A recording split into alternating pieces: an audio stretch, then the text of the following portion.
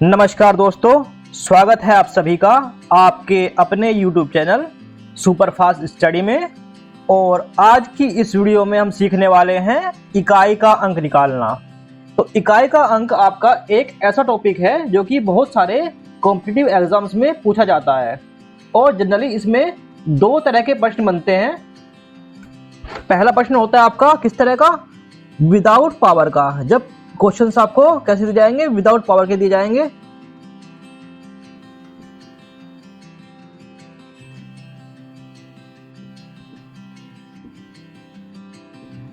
Without power मतलब बिना घात के, बिना घात के। तो वो प्रश्न आपके किस तरह के होंगे, इस तरह से होंगे कुछ, जैसे सिंपल मल्टीप्लिकेशन की फॉर्म में लिखा होगा 289 357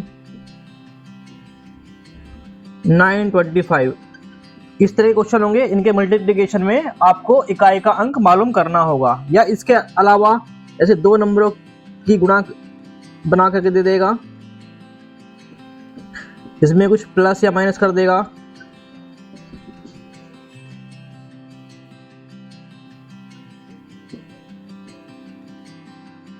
तो इस तरह के प्रश्न जो है आपके बिना घात वाले प्रश्न होते हैं।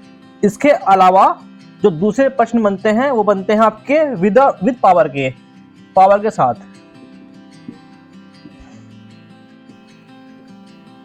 इसमें प्रश्न में कैसे दिया जाएगा, आपको कोई भी नंबर दिया जाएगा और उसकी कोई पावर लगा के दी जाएगी। जैसे 1244 की पावर 375 इस तरह से दे देगा, या 37 की पावर 5 की पावर 25 की पावर 6 इस तरह दे देगा। तो इस तरह के प्रश्न में आपसे इकाई का अंक पूछा जाएगा। तो आज की इस वीडियो में हम केवल बिना घात वाले जो प्रश्न हैं आपके उन टॉपिक्स को जो है कवर करेंगे, और इस टॉपिक को हम किसी अगली वीडियो में कवर करेंगे। तो इस टॉपिक को अच्छी तरह से समझने के लिए इस वीडियो को आप पूरा देखें और वीडियो को बीच में कहीं भी स्किप ना करें, नहीं तो आप इस वीडियो से रिलेटेड इंपॉर्टेंट कंसेप्ट को मिस कर देंगे। और अगर आप इस चैनल पर नए हैं तो प्लीज़ चैनल को सब्सक्राइब कर लें ताकि आगे आने वाली कोई भी वीडियो आप मिस ना करें। इसके अलावा इस वीडियो के एंड में आपको इस टॉपिक से रिलेटेड प्रैक्टिस सेट अटेम्प्ट करने को दिया जाएगा। और अगर आप हमारी इस वीडियो को पूरा देखते हैं और साथ साथ उस प्रैक्टिस सेट को भी अटेम्प्ट करते हैं तो ये टॉपिक आपका बहुत अच्छे से क्लियर होने वाला है। तो आइए ज़्यादा समय न गवाते हुए शुरू करते हैं आज की वीडियो और सीखते हैं इकाई का अंक निकालना। तो जैसा कि ये दो प्रश्न आपके सामने लिखे हुए हैं और इसमें लिखा है कि अगर इन संख्याओं को आपस में गुणा किया जाए, और दूसरे प्रश्न में भी इन संख्याओं को आपस में गुणा किया जाए तो जो गुणनफल आएगा उसमें इकाई का अंक क्या होगा, ये आपको मालूम करना है। तो देखिए, जब भी इस तरह के प्रश्न को हमें हल करना होता है तो हमें कभी भी इनको गुणा नहीं करना होता। हमें करना क्या होता है, क्योंकि हमें इकाई का अंक मालूम करना है, तो इसलिए हमारा जो मतलब होता है वो केवल इकाई के अंक से ही होता है। तो हमें केवल इकाई का अंक ही हमें लेना होता है इसमें। देखिए इसको कैसे सॉल्व करेंगे। सबसे पहले लिखा है 213, तो इसमें इकाई का अंक आप ले लिए, क्या है, तो आपका 3 है। और 781 में इकाई का अंक आपका क्या है, 1 है। तो अब करना क्या है, केवल इकाई के अंकों को ही गुणा करना है। देखिए 3 को जब 1 से गुणा करेंगे, हमें केवल इकाई को अंक गुणा करना है। 3 को 1 से गुणा करके कितना आता है आपका, 3 आता है। तो मतलब इन दोनों के गुणनफल में इकाई का अंक आपका क्या आएगा, 3 आएगा। इसके बाद करना क्या आपको, अब इन दोनों के गुणनफल में तो इकाई का अंक 3 आया। अब उस गुणनफल को आप गुणा करेंगे किससे, 522 से। तो 522 से गुणा करेंगे तो जो गुणनफल है उसमें इकाई का अंक 3 है, तो इकाई का अंक ही इसके इकाई के अंक से जो है गुणा होगा। तो ये 3 जो है, अब 3 गुणा होगा किससे, 3 गुणा होगा इस 2 से। तो 3 दूनी 6, इस बार इकाई का अंक क्या बनेगा आपका, गुणनफल में 6 बनेगा। इसके बाद क्या होगा, इसको मल्टीप्लाई करना है 302 से। तो इस बार भी क्या होगा, जो गुणनफल है इधर उसका जो इकाई का अंक है किससे गुणा किया जाएगा, 302 के इकाई के अंक से। तो यहाँ इकाई का अंक क्या है आपका, 2 है। तो ये 6 जो है किससे गुणा किया जाएगा, 6 गुणा किया जाएगा 2 से। तो 6 दूनी होता है आपका 12। तो इसमें भी आपको 12 नहीं लेना है, केवल इकाई का अंक ही आपका लिया जाएगा। तो इसमें इकाई का अंक क्या आपका आ रहा है, वो आ रहा है 2। तो वहां पे आप 2 ले लेंगे। इसके बाद आप क्या करेंगे, इस पूरे गुणनफल में इकाई का अंक आपका दिखाई दे रहा है 2 है, तो अब करना क्या है, इसको गुणा करना है 416 से। तो इस बार ये इकाई का अंक गुणा होगा 416 के इकाई के अंक से, जो कि आपका क्या है 6 है यहाँ। तो इस 2 की गुणा की जाएगी यहाँ किससे, 6 से।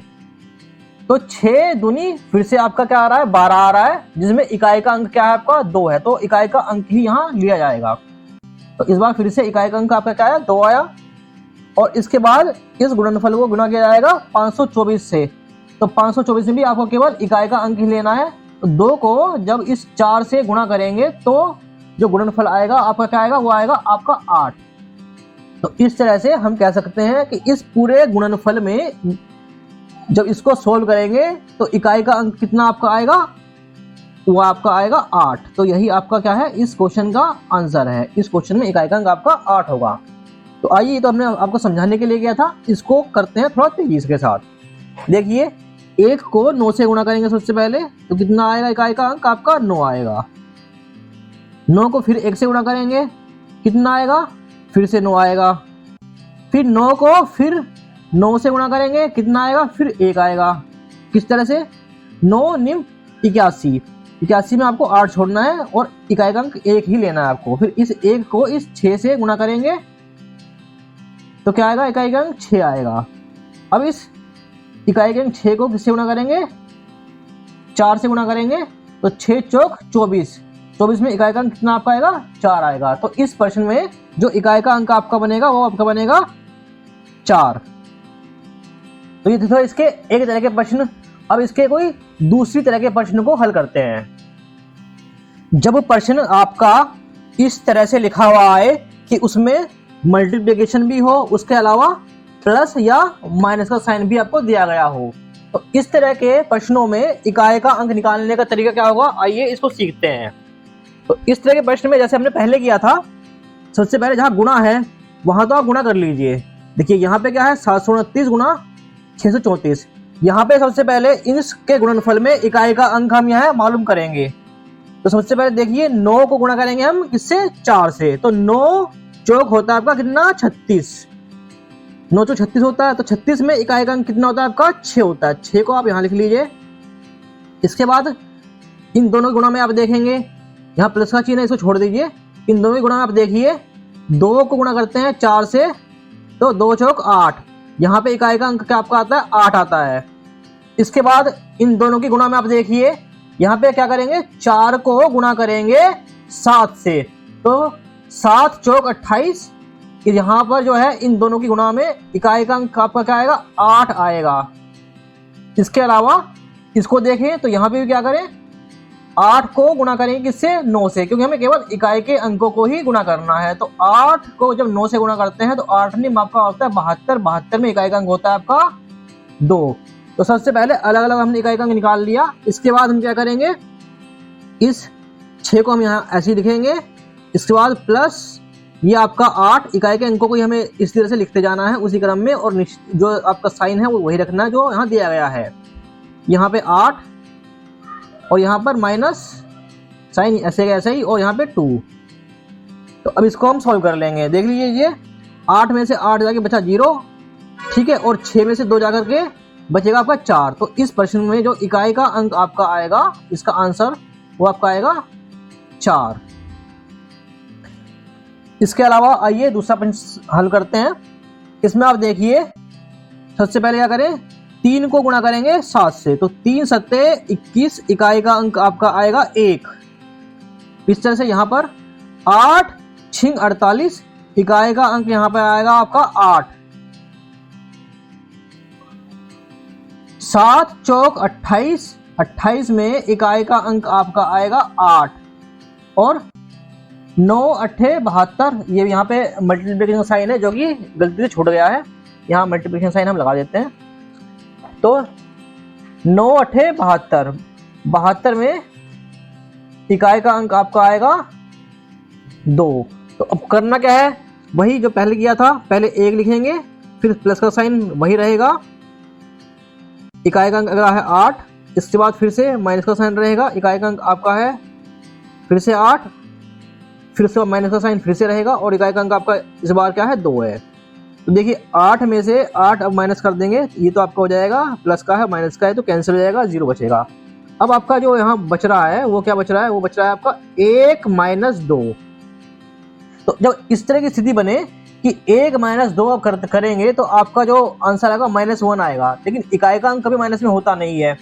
तो इसलिए हम ये मान के चलते हैं कि जैसे कि आप क्या करें, इस तरह की सिचुएशन बनती है कि आपका 1 आता है और नीचे आपका -2 आता है, तो आप यहाँ दहाई के अंक में से इकाई के अंक में 1 हासिल ले लेंगे, तो ये आपका 1 जो बनता है क्या बन जाता है, 11 बन जाता है। जैसे आप प्रश्नों में करते ही हैं, जैसे आपके पास 201 आपका आता है और इसमें से आपको 9 घटाना पड़ता है, तो आप करते क्या थे, यहाँ पे 1 हासिल ले लेते तो ये आपका 11 बन जाता था। तो यहाँ पे आपका जो है 11 में से 9 जाके 2 बचता था। इस तरह की सिचुएशन ही यहाँ पे आपकी बन रही है। ये ऊपर 1 लिखा हुआ है तो इसलिए आपने यहाँ किया, जो भी यहाँ अंक कोई रहा हुआ उसमें से 1 हासिल इसमें ले दिया, तो आपका बन गया ये 11। अब 11 में से 2 जब आप माइनस करेंगे तो आपका क्या बचेगा, 9 बचेगा। तो इस प्रश्न का जो हल होगा उसमें इकाई का अंक आपका आएगा 9 आएगा।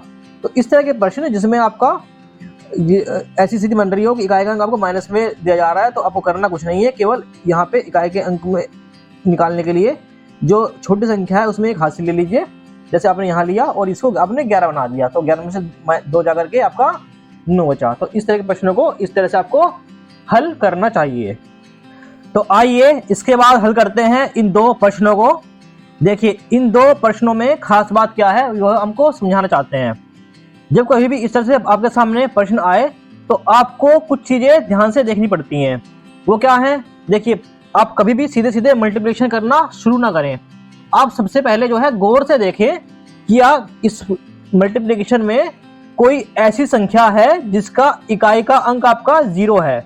तो देखिए इस ऊपर वाले सीरीज में आप देखें तो देखेंगे आप यहाँ पर और यहाँ पर इस जगह पर आपका क्या आ रहा है, इकाई का अंक आपका क्या है, 0 आ रहा है। तो जब भी कभी इस तरह का कोई मल्टीप्लिकेशन आपके सामने आए जिसमें किसी एक संख्या का इकाई का अंक आपका क्या है, 0 हो, तो उस पूरे गुणनफल में इकाई का अंक आपका क्या आएगा, 0 ही आएगा।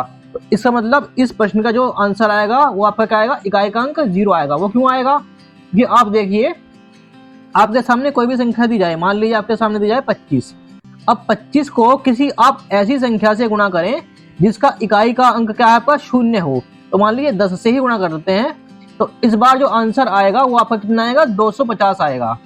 तो 250 में आप देख रहे हैं साफ साफ कि इकाई का अंक आपका क्या है, 0 है। इसके अलावा मान लीजिए आपने क्या 35 को 20 से गुणा किया, तो 35 को जब 20 से गुणा करेंगे तो कितना आ पाएगा, 35 दूनी 70, 70 तो यह आएगा और आपका ये वाली 0 यहाँ आएगी। तो इस केस में भी इकाई का अंक क्या आपका आ रहा है, 0 ही आ रहा है।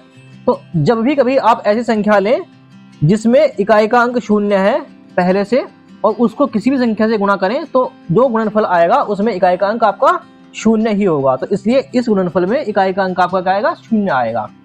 इसके बाद आप इस प्रश्न को हल करें। आप देखिए ध्यान से इस प्रश्न को, क्या इसमें कोई ऐसी संख्या है जिसमें पहले से ही इकाई का अंक 0 है, बिल्कुल है। 530 एक ऐसी संख्या है जिसमें कि इकाई का अंक आपका क्या है, 0 है। तो इस तरह के प्रश्न का जो आंसर है आपको सोल्व नहीं करना है, सीधे सीधे आंसर देना है कि जब किसी एक संख्या का इकाई का अंक आपका 0 होगा तो पूरा गुणनफल जो होगा उसमें भी इकाई का अंक आपका 0 ही आएगा।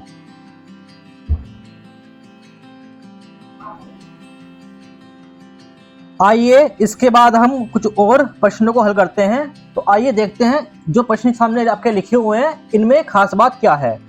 तो इनमें सबसे पहले आपको देखना चाहिए कि जब भी इस तरह के प्रश्नों को हल करना हो तो एक चीज को आप गौर से देखें। वो क्या है, सबसे पहले आप देखें कि क्या इसमें कोई ऐसी संख्या है जिसमें पहले से ही इकाई का अंक 5 है।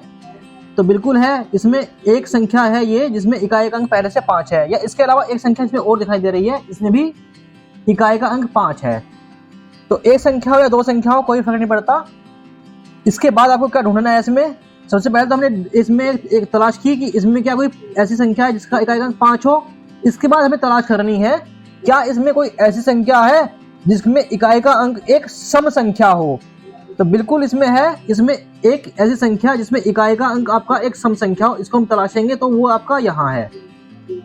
524 में इकाई का अंक एक सम संख्या है। तो हमेशा आप याद रखिएगा कि जब भी कभी ऐसा हो कि जो इकाई का अंक आपका 5 आ रहा हो, जब 5 को इकाई के अंक को ही हम यहाँ पे मल्टीप्लाई करना पड़ेगा हर बार। तो जब इकाई के अंक को मतलब 5 को किसी आप सम संख्या से गुणा करते हैं, सम संख्या से, तो आपका जो रिजल्ट आता है उसमें इकाई का अंक आपका क्या आएगा, 0 आएगा। आप करके देख लीजिए, अगर 5 को किसी भी सम संख्या से गुणा करें, मान लीजिए 5 को हम जो है 6 से गुणा करते हैं, तो 6 सम संख्या है, तो आपका आंसर क्या आता है, 30 आता है। तो 30 में जो है इकाई का अंक आपका सामने है, आपके 0 है। इसके अलावा 5 को किसी और संख्या से गुणा करके देख लीजिए, मान लीजिए 5 को हम गुणा करते हैं 12 से, तो 12 पंजे 60 आपका होता है। तो इसमें भी इकाई का अंक क्या है आपका, 0 ही है। इसके अलावा 5 को गुणा कर दीजिए किसी और संख्या से, 5 को मान लीजिए हम गुणा करते हैं 8 से, तो 8 पंजे 40। तो आप साफ देख पा रहे हैं कि अगर 5 को किसी भी सम संख्या से गुणा किया जाए तो इकाई का अंक आपका क्या आता है, 0 आता है। और अभी आपने सीखा था, अगर कोई भी ऐसी संख्या आ जाए जिसमें इकाई का अंक 0 हो, तो पूरे गुणनफल का जो आंसर आता है उसमें इकाई का अंक क्या आपका आता है, 0 ही आता है। तो इसलिए आपने देखा इसमें एक 5 है और एक जो है आपका ऐसी संख्या है जहाँ पे इकाई का अंक एक सम संख्या है। तो इसका जो गुणनफल आएगा उसमें इकाई का अंक क्या होगा, आपका 0 होगा। तो इसको आप जो है आराम से हल कर सकते हैं, केवल आपको ध्यान देना है, बार बार सोल्व करने की जरूरत नहीं है, बस चीज़ों को केवल पकड़ना होता है ताकि आपका समय जो है वो कम से कम लगे। अब आइए इस प्रश्न को देखिए, क्या इसमें कोई ऐसी संख्या है जिसमें इकाई का अंक 5 है?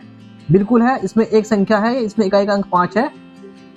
इसके अलावा आप देखेंगे क्या इसमें कोई ऐसी संख्या है जिसमें इकाई का अंक सम संख्या है? बिल्कुल है, देखिए कहाँ है वो, ये है 286 में इकाई का अंक आपका क्या है, एक सम संख्या है। तो इकाई का अंक सम संख्या हो गई और एक संख्या 5 आ गई, तो अब जो है गुणनफल जो बनेगा उसमें इकाई का अंक आपका क्या होगा, 0 होगा। तो आइए कुछ और प्रश्नों को हल करते हैं। तो जैसा कि हमने सीखा है, सबसे पहला स्टेप है हमारा, सबसे पहले हम तलाशें कि यहाँ पे कोई ऐसी संख्या तो नहीं है जिसका इकाई का अंक 0 है। तो इसमें तो ऐसी कोई संख्या नहीं है। इसके बाद हमें तलाशना है सबसे पहले कि ऐसी कोई संख्या जिसका इकाई का अंक 5 हो। बिल्कुल है, ये संख्या एक ऐसी है जिसका इकाई का अंक 5 हो। इसके बाद हम तलाशेंगे कोई ऐसी संख्या जिसका इकाई का अंक आपका एक सम संख्या हो। तो क्या इसमें कोई ऐसी संख्या है जिसका इकाई का अंक सम संख्या हो? जी नहीं, इसमें ऐसी कोई संख्या नहीं है जिसमें इकाई का अंक सम संख्या हो। तो उस केस में हम क्या करेंगे, अब देखिए 5 को जब आपका इकाई का अंक 5 आ जाए, जब 5 हो, 5 को किसी विषम संख्या से गुणा करते हैं, किसी भी विषम संख्या से गुणा किया जाएगा, तो जो आपका गुणनफल आएगा उसमें इकाई का अंक क्या आएगा आपका, वो आपका आएगा 5। आप करके देख लीजिए, 5 को किसी विषम संख्या से गुणा करें, विषम संख्या मान लो 3 से गुणा करें, तो आपका रिजल्ट आता है 15। 15 मतलब इकाई का अंक आपका क्या आता है, 5 आता है। इसके अलावा 5 को आप गुणा करके देख लीजिए 7 से, तो 5 सत्ते 35 ये आपका आता है। तो यहाँ भी आपका इकाई का अंक आपका क्या है, 5 ही आएगा। 5 को गुणा करेंगे आप 15 से, तो 15 पंजे 75, यहाँ भी आपका इकाई का अंक आपका 5 ही आएगा। तो 5 को जब किसी विषम संख्या से गुणा किया जाता है तो इकाई का अंक आपका 5 आता है। तो अगर आपको कोई सम संख्या नहीं मिल रही है और सभी संख्याएं बाकी आपकी विषम संख्याएं हैं और एक संख्या में इकाई का अंक 5 है, तो आपका जो गुणनफल होगा उसमें इकाई का अंक आपका क्या आएगा, 5 ही आएगा। ठीक इस तरह से इस प्रश्न को ध्यान से देखिए। इसमें क्या देखेंगे, सबसे पहले इकाई का अंक 0 है, कहीं 0 नहीं है। 5 है, बिल्कुल है, यहाँ 5 है आपका। इसके बाद देखेंगे कोई सम संख्या है, तो कोई भी सम संख्या नहीं है, सब जगह इकाई का अंक जो है आपका विषम संख्या है। तो आपका जो आंसर आएगा उसमें क्या आएगा, इकाई का अंक 5 ही आएगा। इसके अलावा इस टॉपिक में कुछ और प्रश्न पूछे जाते हैं जिनमें आपका फैक्टोरियल का इस्तेमाल होता है। तो सबसे पहले जानते हैं कि आपका फैक्टोरियल क्या होता है। तो देखिए, जैसे एक के सामने ये एक सिंबल बना हुआ है जिससे उल्टा ए के जैसा, इस सिंबल को हम फैक्टोरियल बोलते हैं। तो सबसे पहले समझते हैं फैक्टोरियल आपका होता क्या है। देखिए, आपके सामने अगर कोई भी संख्या लिख दी जाए, मान लीजिए आपके सामने लिख दिया जाएगा 1 और इसका फैक्टोरियल से तो सामने लिखा जाएगा। फैक्टोरियल को या तो उल्टा आई लगा के जो है रिप्रेजेंट करते हैं, या इसके अलावा इस तरह से आपका 1 लिखा और इस तरह का एक सिंबल लगाया, तो दोनों आपके ये जो है फैक्टोरियल की निशानी है। तो इस तरह से जो है फैक्टोरियल को रिप्रेजेंट करते हैं। तो फैक्टोरियल 1 जो होता है इसका मान होता है आपका 1। इसके अलावा जैसे फैक्टोरियल 2 लिखा है, तो फैक्टोरियल 2 जो लिखा जाएगा इस तरह से, इसका जो अर्थ होगा वो होगा 2 को गुणा करो और उससे एक हम संख्या को और गुणा करो। इसके अलावा जैसे फैक्टोरियल 3 लिखा जाएगा, तो फैक्टोरियल 3 का मतलब क्या होगा? फैक्टोरियल 3 का अर्थ होगा आपका 3 को गुणा करो, उससे एक कम संख्या को उससे गुणा करो और फिर उसके बाद एक कम संख्या को, मतलब जो संख्या लिखी है उससे एक कम करते हुए जाना है और 1 तक हमें जाना है। इसके अलावा फैक्टोरियल 4 का मान क्या होगा आपका? फैक्टोरियल 4 आपका होगा आपका 4 गुणा 3 गुणा 2 गुणा 1 इसके बराबर। इसी तरह से फैक्टोरियल 5 जो होगा किसके बराबर होगा आपका? 5 गुणा 4 गुणा 3 गुणा 2 गुणा 1। इसके अलावा फैक्टोरियल 6 जो होगा वो किसके बराबर होगा? वो 6 गुणा 5 गुणा 4 गुणा 3 गुणा 2 गुणा 1 इसके बराबर। तो जो आपका फैक्टोरियल 1 आता है उसका जो मान होता है वो 1 होता है। फैक्टोरियल 2 का मान आपका कितना होगा? 2 होगा। फैक्टोरियल 3 का मान आपका कितना होता है? 6 होता है। फैक्टोरियल 4 का मान कितना होता है? 24। फैक्टोरियल 5 120 और फैक्टोरियल 6 आपका 720 इसके बराबर ही आपका होता है। तो अब देखिए प्रश्न आपके सामने लिखा हुआ है, आपके सामने लिखा है कि आपका factorial 1 plus factorial 2 plus factorial 3 plus factorial 4 से लेकर के आपके 100 तक के फैक्टोरियल अगर आपके सामने लिखे हों तो इसमें इकाई का अंक आपका क्या होगा। तो देखिए इस प्रश्न को हम कैसे हल करेंगे, आप ध्यान से देखें। इसमें तो इसमें क्या हो रहा है आपका? फैक्टोरियल 1 में आप देख रहे हैं इकाई का अंक आपका 1 आ रहा है। फैक्टोरियल 2 में इकाई का अंक आपका क्या आ रहा है? 2 आ रहा है। फैक्टोरियल 3 में इकाई का अंक आपका क्या आ रहा है? 6 आ रहा है। फैक्टोरियल 4 में इकाई का अंक आपका आ रहा है? 4 आ रहा है। फैक्टोरियल 5 में जो आएगा आपका इकाई का अंक आपका 0 आएगा। और हम जानते हैं कि ऐसी कोई संख्या जिसमें 5 आ जाए और एक सम संख्या आ जाए, उस गुणनफल में इकाई का अंक हमेशा क्या होगा? 0 होगा। तो इसका अर्थ ये हुआ कि फैक्टोरियल 5 के बाद जितने भी फैक्टोरियल आएंगे सब में जो है इकाई का अंक आपका क्या होगा? 0 ही होगा, क्योंकि इसमें एक 5 आ चुका है और एक सम संख्या आ चुकी है। तो इन सब में आपका इकाई का अंक आपका 0 होगा। तो इसका मतलब प्रश्न भले ही देखने में कितना भी बड़ा हो, लेकिन आपको इसको सोल्व करना है। कहाँ तक करना है? केवल फैक्टोरियल 4 तक ही अगर आप इसको सोल्व कर लेते हैं, 1 से लेकर 4 तक, तो आपका जो इकाई का अंक इस सम में आएगा वही पूरे सम में इसका जो है इकाई का अंक होगा।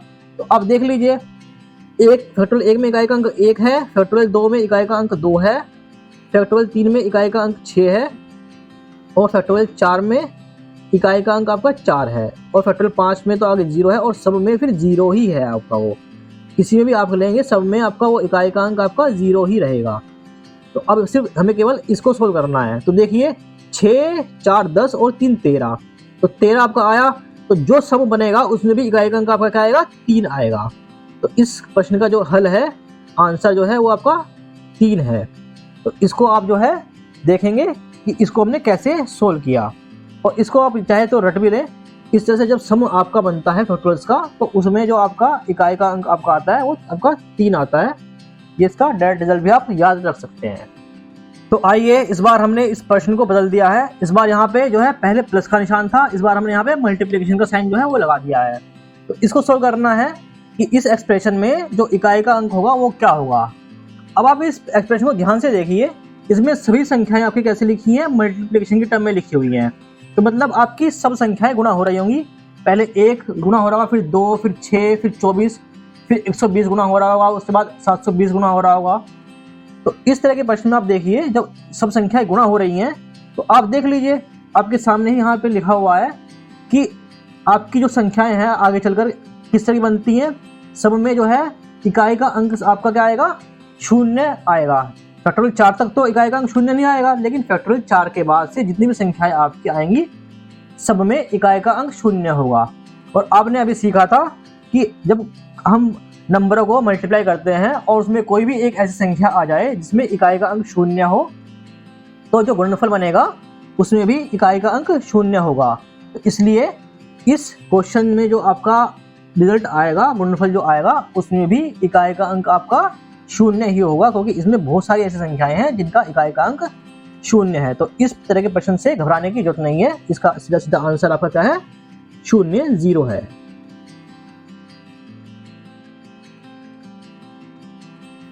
तो हमें उम्मीद है कि आपको ये टॉपिक अच्छे से क्लियर हुआ होगा, और इस टॉपिक की और अच्छे से प्रैक्टिस करने के लिए वीडियो के डिस्क्रिप्शन में लिंक दिया गया है, जहां पर इस टॉपिक से रिलेटेड प्रैक्टिस सेट अवेलेबल है। तो आइए बिना समय गवाए आप उस लिंक पर जाकर क्लिक करें और उस प्रैक्टिस सेट को अटेम्प्ट करें, ताकि ये टॉपिक आपका पूरी तरह से क्लियर हो जाए, और साथ साथ आप ये भी जान सकें कि इस टॉपिक में आपने कितना सीखा है और कितना स्कोर किया है। तो उम्मीद है कि आपको ये वीडियो पसंद आई होगी, और अगर आपको हमारी वीडियो अच्छी लगी है तो वीडियो को लाइक करें, शेयर करें, हमारे चैनल को सब्सक्राइब करें, और साथ साथ बेल आइकन को भी प्रेस करें, ताकि आगे आने वाली वीडियो का नोटिफिकेशन आपको मिल सके। तो ठीक है, मिलते हैं किसी अगली वीडियो में किसी नए टॉपिक के साथ। तब तक के लिए goodbye, take care, all the best, keep learning, keep watching.